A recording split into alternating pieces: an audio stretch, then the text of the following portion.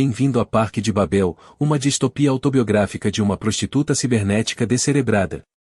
Você está ouvindo o capítulo 17, Morte Reaquecida. David em fuga é capturado por Smith e Wesson e Jack sofre um ataque cardíaco.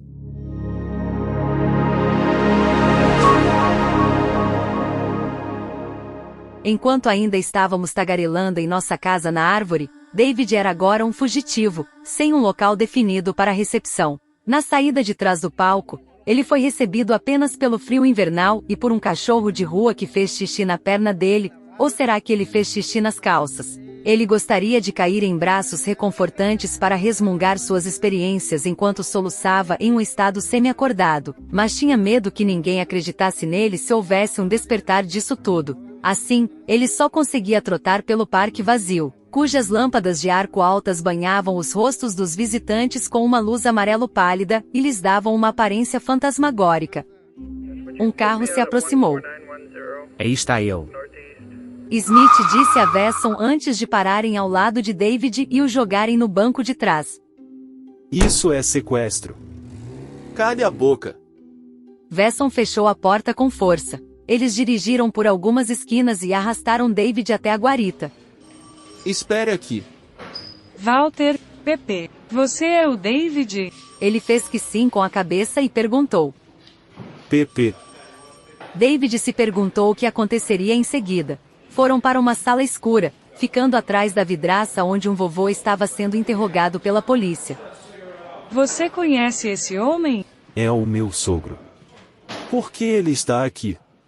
Nós o detivemos temporariamente porque, assim como o assassino, ele estava divagando coisas confusas e não podíamos arriscar um segundo ataque. Ele sabe o que aconteceu com a filha dele? Presumivelmente. Ele provavelmente ainda está em choque. Você pode levá-lo para casa. O que você está fazendo? Ouvi o órgão perturbado de nosso pai e paralisei na minha afobação. Como ele entrou em nossa viagem? Como foi parar na casa da árvore? Ou era imaginação, e eu já estava ouvindo vozes por causa da minha consciência pesada? Jack me consolou, e logo essa interferência foi esquecida, eu fiquei com minhas mãos e pensamentos novamente em outro lugar, continuando de onde fiquei empacada no meio do processo. Ela era apenas uma criança, e agora nem temos as cinzas dela para fazermos um funeral. David fez que sim com a cabeça e o tomou nos braços. Eu me sinto sendo observada. Isso não excita o seu exibicionismo? Talvez, mas eu me sinto sendo controlada. Por você mesma? Jack perguntou, e a insuficiência cardíaca induzida pela crise de tosse dispensou uma extrasístole. As coisas continuaram úmidas e eu senti inveja de todos os voyeurs virtuais por sua diversão desplicente, até que fiquei sem fôlego, digamos assim, pensando que a Vitória viveria eternamente em mim por eu ser obcecada por ela. A frequência de ressonância queimou todos os fusíveis em nós, e eu esperava a pane a qualquer momento. Embora minha irmã pudesse pensar melhor, ela aparentemente estava mais disposta a levar suas crenças para o túmulo do que a mudar. Mas por que não? De repente, ela me pareceu tão masculina que fiquei muito encantada quando, com o que restava de sua energia, ela recitou um poema com voz a de um pirralho drogado que conheci no banheiro da discoteca Techno, que parecia penetrar em mim vindo de outra época. Observando orquídeas sussurrantes, a rainha da noite se abre para os mitos particulares de comedores de lótus robustos. Entregando-se a delírios nutritivos de grandeza, ela oferece a sabedoria de sua pérola negra lambida pelo onívoro Fábio, sem a pretensão de trazê-lo para casa no reino das trevas, consagrando um delírio a Ouroboros. Uau! Muito louco, mas talvez algo para os linguistas. Pelo menos me senti como se tivesse acabado de ser comido, enquanto Jack agarrava seu próprio coração, o que numa reação de curto-circuito, me deu um último abalo de alegria e me deu um abalo. Era inútil. Ele não tinha mais controle. Bob tentou em vão reanimar uma versão beta da Vitória como backup.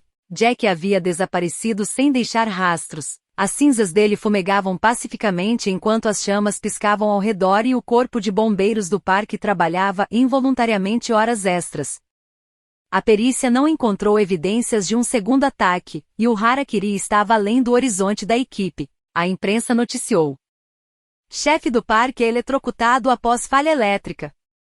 Enquanto Bob estava apavorado pela manhã, seus especialistas em criptogramas, depois de trabalharem a noite toda, tiveram uma intuição importante. O código infalível de Jack para controlar a host Vitória e, portanto, partes vitais do parque. Tinha 20 dígitos e se assemelhava a uma impressão digital genética que poderia ser a dele. Bob então fez uma busca minuciosa no escritório e no apartamento à procura de pele, cabelo e sangue do Jack. No entanto, por conta de seu corpo sem pelos devido a anos de tratamento hormonal, nem mesmo um barbeador molhado foi encontrado.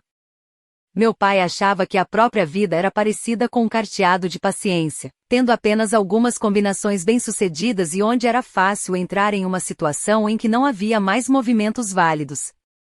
Ele havia perdido as 2 filhas hoje, então voltar à estaca zero também estava fora de questão para ele.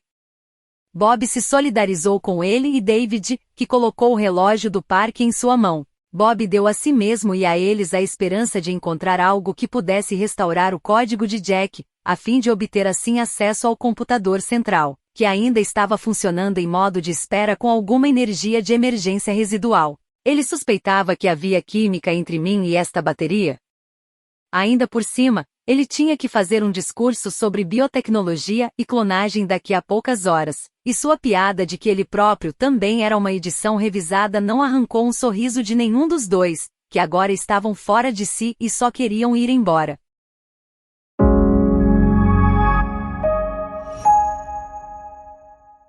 Você ouviu o 17º capítulo de Parque de Babel. No próximo capítulo, Um Nada Perfeito, Bob conversa com banqueiros, jornalistas e autoridades da igreja a respeito de biotecnologia e clonagem. Ouça agora a versão sem anúncios na Apple Podcasts. Para saber mais sobre Parque de Babel, visite o site do Dr. Kalasanam em fuku.coach. E nos conte o que você achou desta série. Estamos ansiosos pela sua avaliação em sua plataforma de podcast favorita. Obrigado.